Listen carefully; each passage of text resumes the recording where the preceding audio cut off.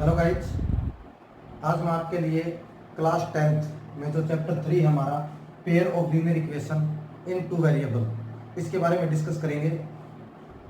हम 9th class तक जो पढ़ा है हमने वो पढ़ा है लीनियर इक्वेशन। लीनियर इक्वेशन का मतलब रैखिक समीकरण, लेकिन यहाँ पर हम बात करें तो हमारे पास एक वर्ड आता है यहाँ पर पेयर, और पेयर का मतलब होता है जोड़ा। दैट मीन्स किसी भी चीज में हम दो चीजें लेते हैं। वेरिएबल के बाद मतलब होता है दो चर वाले बहुपद। इनके अंदर हम अगर बात करें तो वेरिएबल के लिए आएगा मेरे पास A B C X Y Z. जब हम इनका सॉल्यूशन करते हैं तो हमारे पास बेसिकली 4 मेथड होते हैं। वो जो 4 मेथड होते हैं वो मेरे पास होते हैं, सबसे पहले ग्राफिकल मेथड।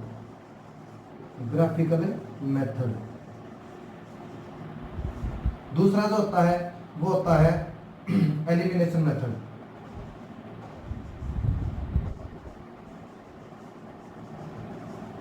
थर्ड वन जो होता है वो होता है सब्स्टिट्यूशन मेथड।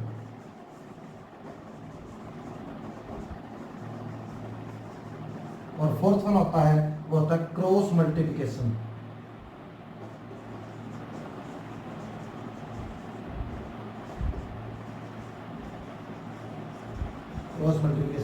मेथड। इन मेथड्स का यूज करके हम यहाँ पर जो हमारे पास वेरिएबल होते हैं वो A B C X Y Z कुछ भी हो सकता है, उनकी वैल्यू निकालते हैं। अगर हिंदी में बात करें तो इसके अंदर हम ग्राफ बनाते हैं, और उस ग्राफ के अंदर जब हम दो लाइनें को ड्रा करते हैं तो हमारे पास कोई ना कोई वैल्यू आ जाती है। एलिमिनेशन का मतलब एलिमिनेट करना, एक वैल्यू को दूसरी वैल्यू के साथ कैंसिल करना, काट देना, उसके अंदर हम बात करते हैं एलिमिनेशन मेथड की। सब्स्टिट्यूशन का मतलब होता है एक वैल्यू को दूसरे के अंदर पुट करना, एक वैल्यू को दूसरे के अंदर रखना। और क्रॉस मल्टीप्लिकेशन मतलब वज्र गुणन मेथड। इन मेथड्स का यूज करते हैं। लेकिन जब हम मेथड का यूज करते हैं तो उससे पहले हमें पता होना चाहिए कि इसका कोई सॉल्यूशन आएगा या नहीं आएगा। उस चीज को निकालने के लिए हमारे पास कुछ एक तरीके होते हैं, कुछ एक मेथड होते हैं, हम उनका फॉलो करते हैं और हमें यह पता लग जाता है कि इसका सॉल्यूशन कैसा आएगा। हमारे पास बेसिकली 3 सॉल्यूशन होते हैं। सबसे पहले यूनिक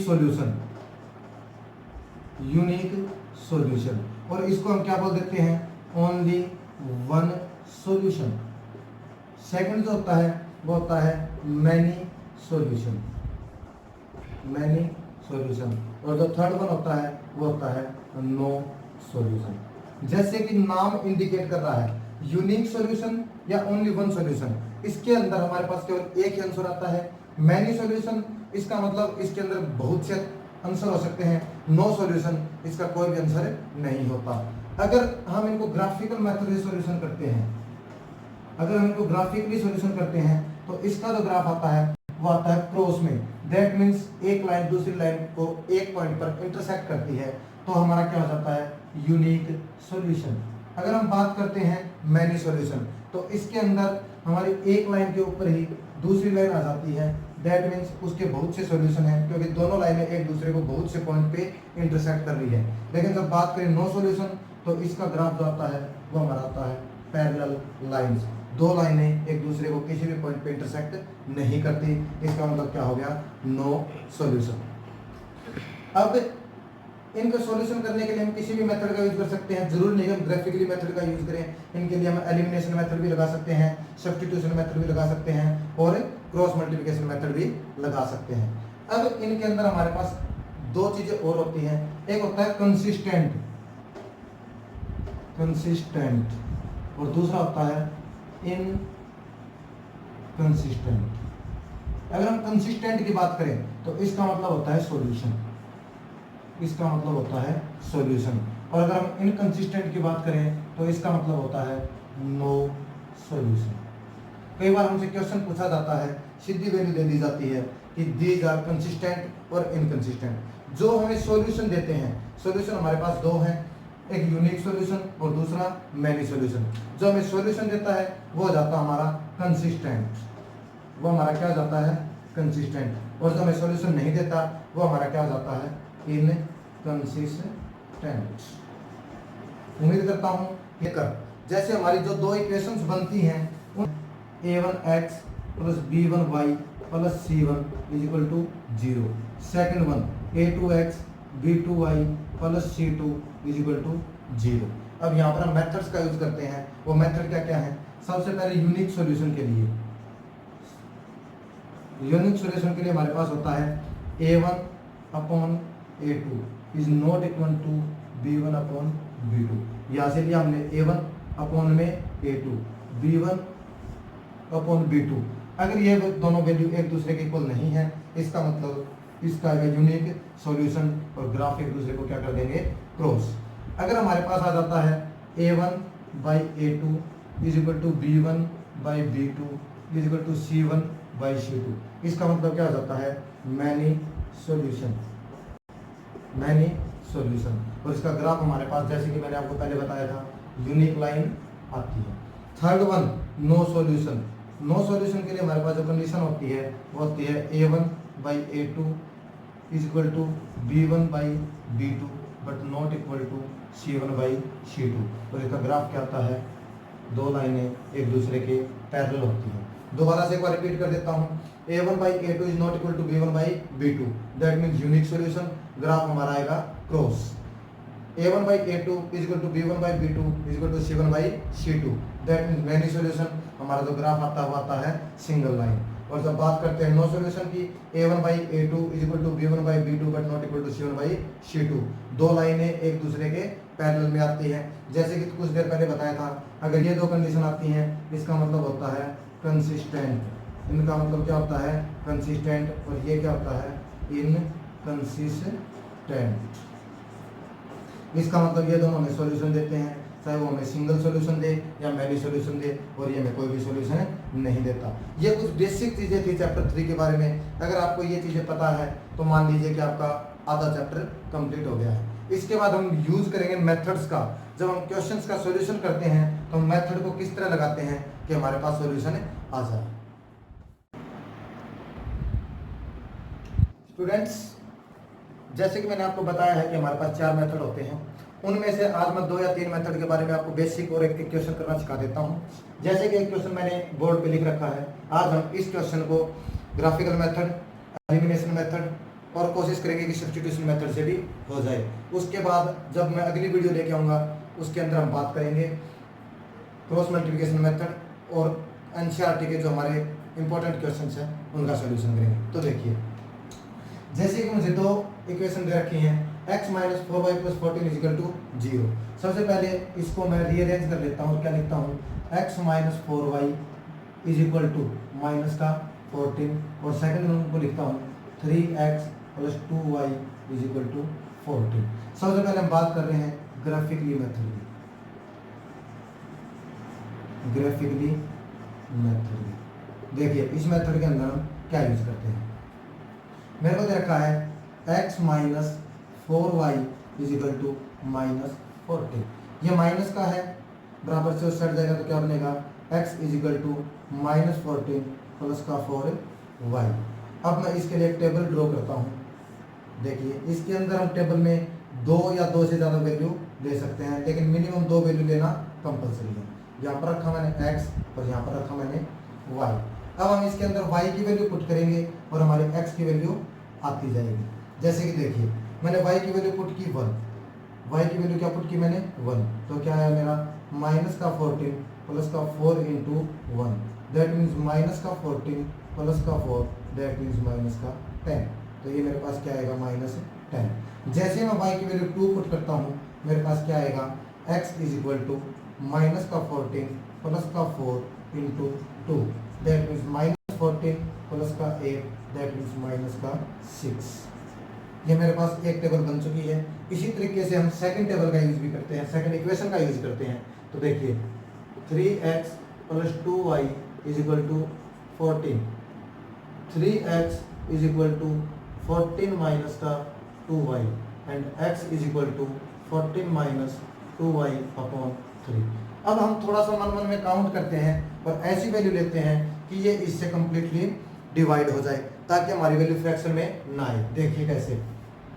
सबसे पहले मैंने टेबल बनाई, टेबल बनाने के बाद एक्स वाई, देखिए जब मैं मन में काउंट करता हूँ तो मैं वाई की वैल्यू लेता हूँ 1, 2 1 जा 2, 14 माइनस 2 12, 12 बाई 3 4, दैट मीन्स अब इफ वाई की वैल्यू लेता हूँ मैं 2 तो मैं सॉरी 1, तो मेरे पास क्या आएगा 14 माइनस का 2 into 1 upon 3, 14 minus 2 upon 3, that means 12 by 3, that means. अब दूसरी वैल्यू मन में काउंट करते हैं, अगर मैं यहाँ पर लेता हूँ 2, 2 2 जा 4, 14 माइनस 10, 14 माइनस 4 क्या आएगा 10, 10 बाई 3 सीधा सोल्यूशन नहीं है। उसके बाद अगली वैल्यू ले तो क्या ले सकता हूँ मैं, अगर मैं 3 लेता हूँ 3 2 जा 6, यहाँ से 14 माइनस 6 8, कंप्लीट नहीं जाएगा।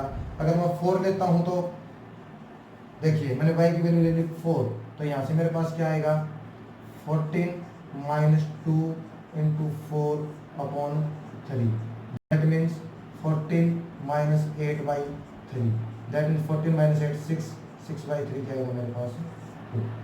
अब देखिए मेरे पास दो टेबल आ चुकी हैं, इन टेबल का अब मैं ग्राफ बनाता हूँ तो कैसे बनेगा आप देखिए।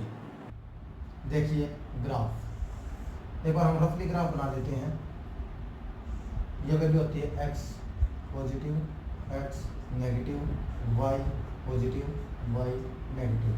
मेरे पास x की वैल्यू माइनस में है -10 तक, तो मेरे पास क्या आएगा 1 2 3 4 5 6 7 8 9 and 10, -10 9 8 7 6 5 4 माइनस का 1 और 10 9 8 7 6, इसके मुझे -6। अगर y की बात करूं तो पॉजिटिव में मेरे पास सिर्फ दो वैल्यू हैं 1 2। यहाँ से बात करें x की वैल्यू 4 तक 1 2 3 4, 1 2 3 4, और y की वैल्यू भी 4 तक 3 4 5 5 4 3 2 1। आप इसमें कोशिश करेंगे कि ग्राफ पेपर का यूज करें ताकि माइनर मिस्टेक भी हमारे पास ना हो। देखिए x की वैल्यू ये हमारा जो होता है ओरिजिन, जहाँ पर दोनों वैल्यू इंटरसेक्ट करती हैं, तो ये हमारे पास इस वैल्यू को लेते हैं हम 0 0। इसके अंदर हम पहले इसकी यूनिट लेते हैं, यूनिट आप अपने अकॉर्डिंग ले सकते हैं। जैसे एक सिंपल वैल्यू है तो हम क्या ले लेते हैं 1 unit is equal to 1 centimetre, हमें ये चीज़ ऊपर लिखनी होती है। अब देखिए x की वैल्यू -10, x की वैल्यू -10 यहाँ पर है, जबकि y की वैल्यू 1 यहाँ पर है। दोनों लाइनें कहाँ पर इंटरसेक्ट करती हैं,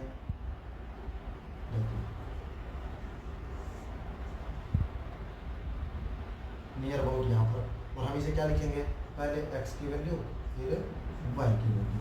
दूसरी हमारे पास वैल्यू क्या है -6 and 2, -6 and 2 कहाँ पर इंटरसेक्ट करेंगी नियर अबाउट यहाँ पर -6 and 2, दोनों पॉइंट्स को मिला दीजिए with the help of scale. हम इसके अंदर स्केल का यूज करेंगे, किसी भी दोनों साइड एरो का निशान लगाना कंपलसरी है। कहीं भी ऊपर की साइड हम इसके ऊपर रिप्रेजेंट करेंगे इक्वेशन जिसका ये सॉल्यूशन है x minus 4y plus 14 is equal to 0। इसी तरीके से अगर हम सेकंड इक्वेशन की बात करें x4y1 नियर अबाउट यहाँ पर आएगा 4 and 1। सेकंड की बात करें x2y4 2 4, इन दोनों को फिर से हम इंटरसेक्ट कर दें, दोनों को मिलाएंगे लाइंस को तो कुछ ऐसे मिलेगी।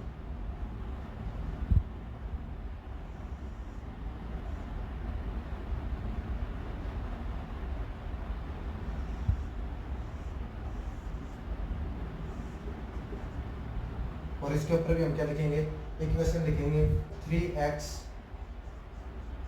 Plus 2y minus 14 is equal to 0।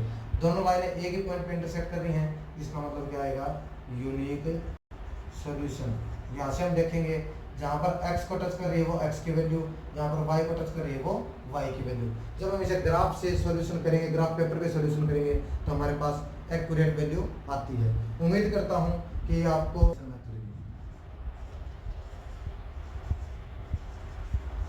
Elimination method देखिए x minus 4y is equal to minus का 14, 3x प्लस का 2y इज इक्वल टू 14। अब दोनों के हम वैल्यू को चेक करते हैं। तो ये हमारा तो वेरिएबल है, देखिए यहाँ पर 3 है, यहाँ पर 1 है, यहाँ पर 2 है, यहाँ पर 4 है। आप किसी एक को भी कंपेयर करवा सकते हैं, चाहे आप y को करवाइए चाहे आप x को करवाइए। हम यहाँ पर y को कंपेयर करवाते हैं, तो जब मैं इस पूरी इक्वेशन की 2 से मल्टीप्लाई करूँगा तो मेरे पास आएगा 2 2 जा 4। दैट मीन्स मैं क्या लिख दूंगा इसको 6x प्लस 2 2 जा 4y इज इक्वल टू 28। और ये इक्वेशन क्या है मेरे पास x minus 4y is equal to minus 14। दोनों के साइन अलग अलग हैं, ऐड करने पर सीधे एक दूसरे को कैंसिल करेंगे।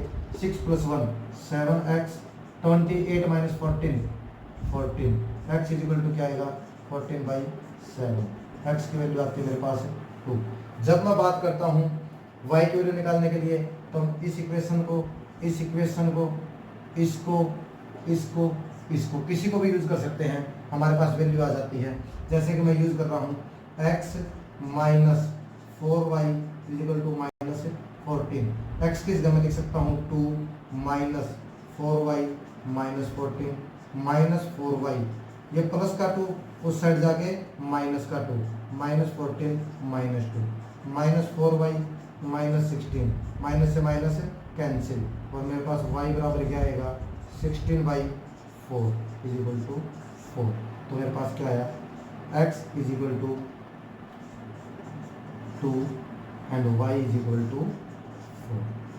उम्मीद करता हूँ ये आपको समझ में। हमारा जो थर्ड मेथड है वो है सब्स्टिट्यूशन मेथड। इस मेथड के अंदर हम किसी भी एक इक्वेशन को उठाते हैं, उसकी एक वैल्यू निकालते हैं, चाहे वो x की हो चाहे वो y की हो, और उसे दूसरी इक्वेशन में पुट कर देते हैं। देखिए कैसे होता है। जैसे मेरे को दे रखा है x minus 4y is equal to minus 14। अगर हम यहाँ से x की वैल्यू निकालें तो मेरे पास आएगा माइनस 14 प्लस का 4y, और क्या लिख सकता हूँ मैं इसको 4y माइनस का 14। अब ये मेरे पास थी इक्वेशन फर्स्ट, ये थी सेकंड, और ये मेरे पास वैल्यू आ गई थर्ड इक्वेशन, या ये बोल सकते हैं वैल्यू ऑफ x। अब जो x की वैल्यू आई है वो हमारे फर्स्ट इक्वेशन से आई है। अब हम इस वैल्यू को फर्स्ट इक्वेशन में नहीं रख सकते, उसके अलावा जो हमारे पास इक्वेशन गिवन होती है, अदर इक्वेशन जो भी हमारे पास, उसमें वैल्यू पुट करते हैं। तो हमें दे रखा है 3x plus 2y is equal to 14। अब मेरे पास x की वैल्यू क्या है 4y माइनस 14, तो x की जगह क्या लिख देता हूँ मैं 4y माइनस का 14 प्लस का 2y इज इक्वल टू 14। 3 के अंदर मल्टीप्लाई करेंगे तो 12y माइनस का 42, 14 3 जा 42 प्लस का 2y is equal to 14। 12y plus 2y 14y, 14 ये माइनस का उस साइड जाके प्लस का, दैट मीन्स क्या बन जाएगा 14y इज इक्वल टू 56, और यहाँ से y की वैल्यू आएगी 56/14 is equal to 4। That means मेरे पास x, अब जो मेरे पास y की वैल्यू आई है उसे हम फर्स्ट में, सेकंड में या थर्ड में कहीं भी रख सकते हैं। मैं थर्ड इक्वेशन में पुट करता हूँ तो मेरे पास x की वैल्यू क्या जाती है, put the value of y in equation third, क्या आएगा x is equal to 4, y की वैल्यू मेरे पास आ चुकी है 4 माइनस का 14, 4 4 जा 16 माइनस 14 इज इक्वल टू 2।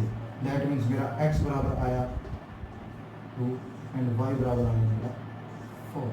दोबारा से देख लीजिए, जो मेरे को दो इक्वेशन दे रखी है उनमें से किसी एक इक्वेशन को उठाते हैं। x minus 4y equal to minus 14, यहाँ से ये माइनस का 4y है, उस साइड जाएगा तो प्लस का, इसे हमने रीअरेंज करके लिखा।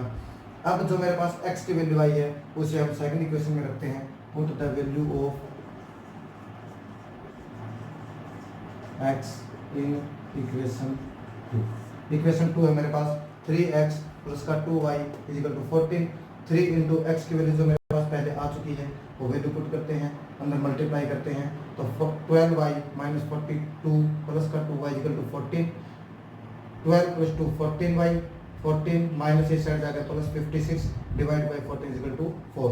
Put the value of y in equation 3, x is equal to 4 into y की वैल्यू 4 minus 14 16 minus 14 equal to, that mean x equal to 2, y equal to 4। उम्मीद करता हूँ ये तीनों मेथड जो मैंने आपको बताए हैं, graphically method, elimination method and substitution method, तीनों आपको अच्छे से समझ में आए होंगे। तीनों का सेम एग्जांपल इसलिए दिया ताकि आप आंसर मैथ्स कर सको कि सेम आंसर आता है। ये आपको पसंद आए तो उम्मीद करता हूँ कि आप मुझे लाइक करेंगे, सब्सक्राइब करेंगे, शेयर करेंगे और बेल आइकन को जरूर दबाएंगे।